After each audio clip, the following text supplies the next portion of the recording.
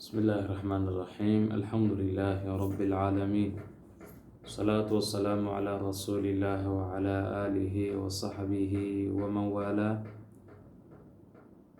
يا أيها الذين آمنوا كتب عليكم الصيام كما كتب على الذين من قبلكم إلى آخر الآية. إن شاء الله تعالى dhammaan muslimiinta soomaaliyeed ee afka soomaaliga ila fahmaysa meel walba ay joogto waxaan leeyahay assalaamu calaykum waraxmat ullaahi wabarakaatu. ilaahay subxaanahu wa tacaalaa waxaan dhexda uga jirnaa oo na makansiiyey bishii barakeysneyd ee Ramadaan, bishaas oo ilaahay subxaanahu wa tacaala uu ku manaystay ummaddiisa, oo ilaahay subxaanahu wa tacaala uu leeyahay yaa ayuha aladiina aamanuu kutiba calaykum asiyaam kamaa kutiba cala aladiina. alla iyo rasuulku uu rumeeyeyow ilaahay ka cabsada, waxaanayna ku faral yeelayba alla subxaanahu wa tacaala soonka bishiis Ramadaan ama 29 bay noqotaa ama 30 bay noqotaa. bishaas ayaa la idinku faral yeelay kamaa kutiba cala aladiina min qablikum, sidii kuwa idinka ina ka horreeyey oo kale loogu faral yeelay, lacallakum tattaquuna lakay tattaquuna, saa u dhowrsataan oo cabsida ilaahay u laasintaan awgeed baana saa loo yeelay. ilaahay subxaanahu wa tacaala marka ummaddiisan oo nebi maxamed calayhi salaatu wasalaam ummadda nebi maxamed ah, ilaahay wuxuu abaal uga dhigay oo ku ammaanay qur-aankiisa dhexdiisa inay tahay ummadta ugu kheyr badan ee lasoo saaray.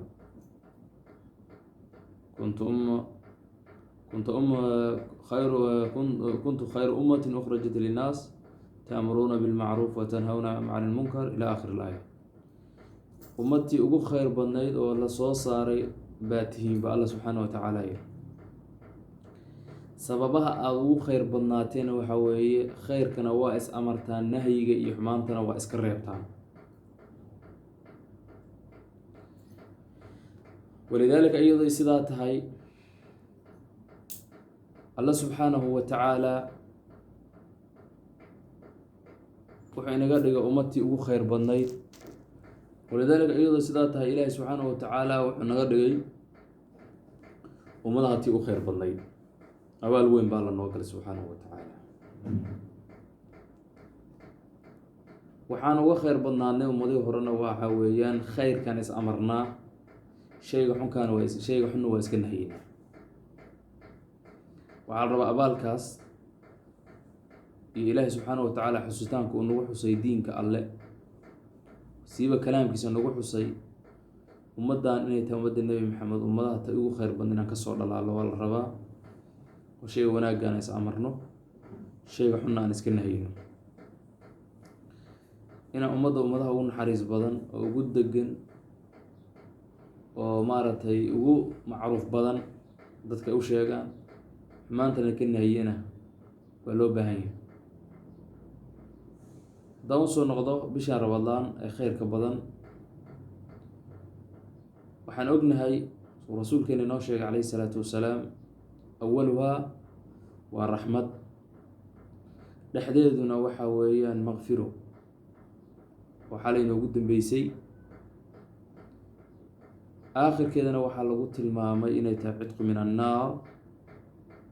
ilaahay subxaanahu wa tacaala waxaan ka baryaynaa inuu cadaabtiisa daran ee cusaada loogu talagalay ilaahay uu naga badbaadiyay subxaanahu wa tacaala.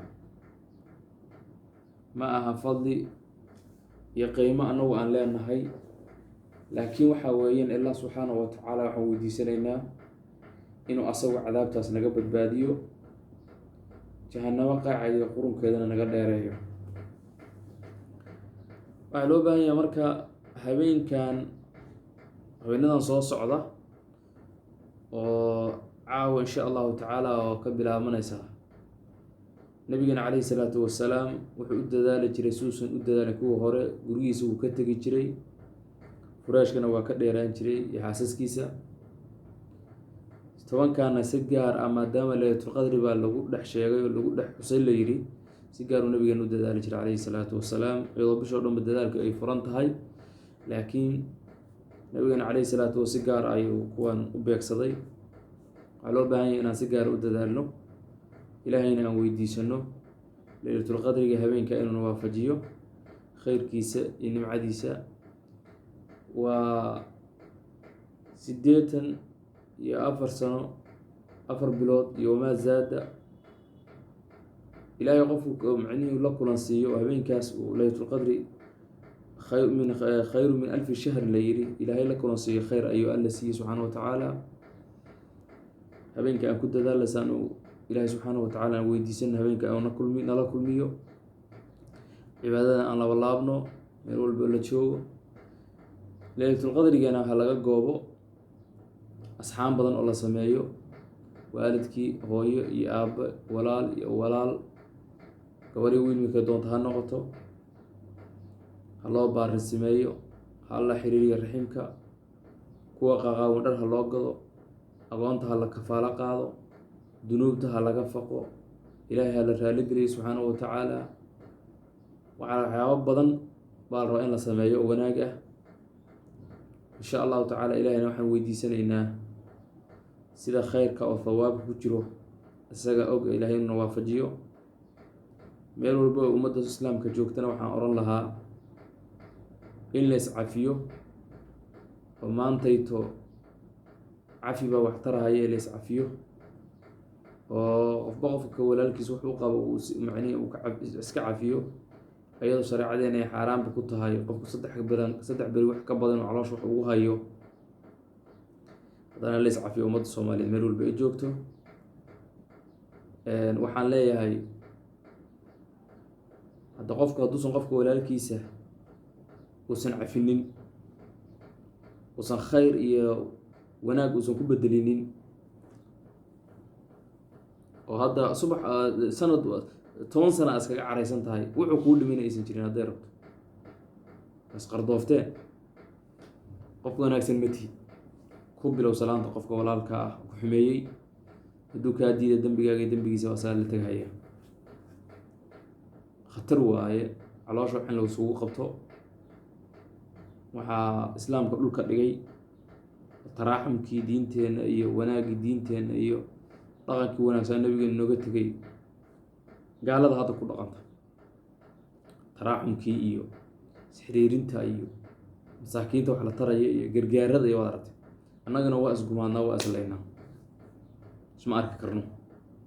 marka ilaahay subxaana wa tacaala aan weydiisano khayr iyo barwaaqo iyo quluubteena inuu ilaahay subxaana wa taala xagga khayrka u jeediyo. bisha rabadaan ha laga faa-iideysto. intaas muxaadarooyin iyo khayr baa soconahaya insha allahu tacaala. marka bisha rabadaan ha la goobo laylatulqadrigaas, ha la soo jeedo, 10kan dambana ha la jihaado, naf iyo shaydaanba. naftayda daalimada iyo tiina wanaagsanba waxaan u dardaarmayaa ilaahay hayna soo nasiiyo sida khayrka. wasalaamu calaykum waraxmatullahi wabarakaatu.